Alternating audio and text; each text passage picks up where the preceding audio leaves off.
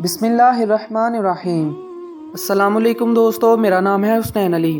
حافظ ابن حجر رحمۃ اللہ علیہ لکھتے ہیں، طاعون اور دیگر وبائی امراض سے بچاؤ کے لیے انتہائی مفید عمل خاتم النبیین صلی اللہ علیہ وآلہ وسلم پر کثرت سے درود شریف پڑھنا ہے۔ تو خواتین و حضرات، آپ سے بھی گزارش ہے کہ پیارے آقا پاک صلی اللہ علیہ وآلہ وسلم پر کثرت سے درود و سلام پڑھا کریں۔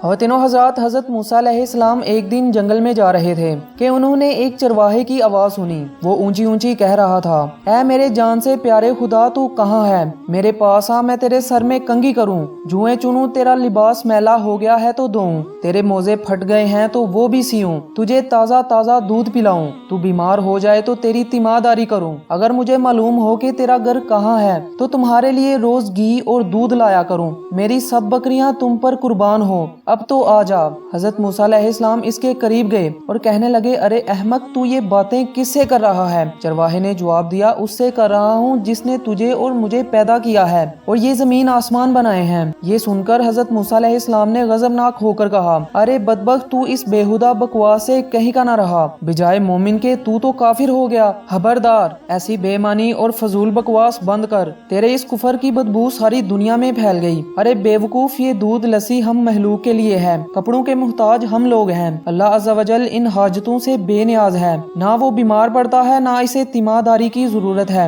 نہ اس کا کوئی رشتہ دار ہے۔ توبہ کر اور اس سے ڈر۔ خواتین و حضرات، حضرت موسیٰ علیہ السلام کے غیظ و غضب میں بھرے ہوئے یہ الفاظ سن کر چرواہے کے اوسان خطا ہو گئے اور وہ خوف سے تھر تھر کانپنے لگا، چہرہ زرد پڑ گیا اور بولا، اے خدا کے جلیل القدر نبی، آپ نے ایسی بات کہی کہ میرا منہ ہمیشہ کے لیے بند ہو گیا اور ہمارے ندامت کے میری جان ہلاکت میں پڑ گئی۔ یہ کہتے ہی چرواہے نے سرد آہ بڑھی، اپنا گریبان تار تار کیا اور دیوانوں کی طرح اپنے سر پر خاک اڑاتا ہوا غائب ہو گیا۔ خواتین و حضرات، حضرت موسیٰ علیہ السلام اللہ عز و جل سے ہم کلام ہونے کے لیے کوہ طور پر گئے تو اللہ عز و جل نے فرمایا، اے موسیٰ، تو نے ہمارے بندے کو ہم سے جدا کیوں کیا؟ تو دنیا میں جدائی کے لیے آیا ہے یا ملاپ کے لیے؟ خبردار، اس کام میں احتیاط رکھ۔ ہم نے اپنی مخلوق میں ہر شخص کی فطرت الگ بنائی ہے اور ہر فرد کو دوسرے سے جدا عقل بخشی ہے۔ جو بات ایک کے حق میں اچھی ہے وہ دوسرے کے لیے بری ہے۔ ایک کے حق میں تریاق کا اثر رکھتی ہے، وہی دوسرے کے لیے زہر ہے۔ ایک کے حق میں نور اور دوسرے کے حق میں نار۔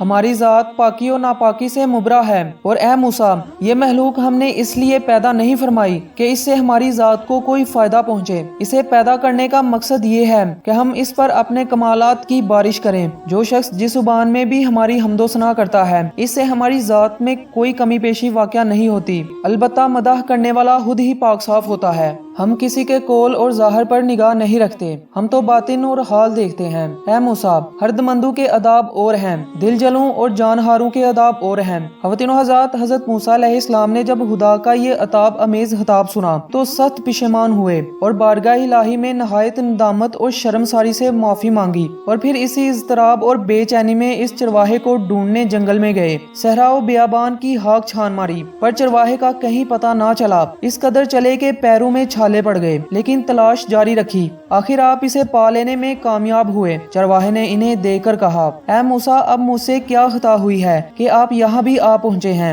حضرت موسیٰ علیہ السلام نے جواب دیا، اے چرواہے، میں تجھے مبارکباد دینے آیا ہوں۔ تجھے حق تعالیٰ نے اپنا بندہ فرمایا ہے اور اجازت عطا کی ہے کہ جو تیرے جی میں آئے بلا تکلف کہا کر۔ تجھے کسی ادب، قاعدے اور ضابطے کی ضرورت نہیں۔ تیرا کفر اصل دین ہے، تجھے سب کچھ معاف ہے، بلکہ تیرے صدقے میں تمام دنیا کی حفاظت ہوتی ہے۔ چرواہے نے آنکھوں میں آنسو بھر کر کہا، اے پیغمبر خدا، اب میں ان باتوں کے قابل نہیں رہا، میرے دل کا خون ہو چکا ہے، اب میری منزل بہت آگے ہے۔ آپ نے ایسی ضرب لگائی کہ ہزاروں لاکھوں سال کی راہ طے کر چکا ہوں، میرا حال بیان کے قابل نہیں، اور یہ جو کچھ میں کہہ رہا ہوں اسے بھی میرا احوال مت جانیے۔ خواتین و حضرات، مولانا رومی رحمۃ اللہ علیہ اس حکایت سے ماحصل یہ نکالتے ہیں کہ اے شخص، جو تو حق تعالیٰ عز و جل کی حمد و ثنا بیان کرتا ہے، کیا سمجھتا ہے تو ابتدا سے انتہا تک ناقص اور تیرا حال و کال بھی ناقص ہے۔ یہ محض اس پروردگار رحمان و کریم کا کرم ہے کہ جو تیرے ناقص اور گندے تحفے کو بھی قبول فرماتا ہے۔ اللہ تعالیٰ ہم سب کا حامی و ناصر ہو، آمین بجاہ النبی الامین۔ السلام علیکم رحمۃ اللہ وبرکاتہ۔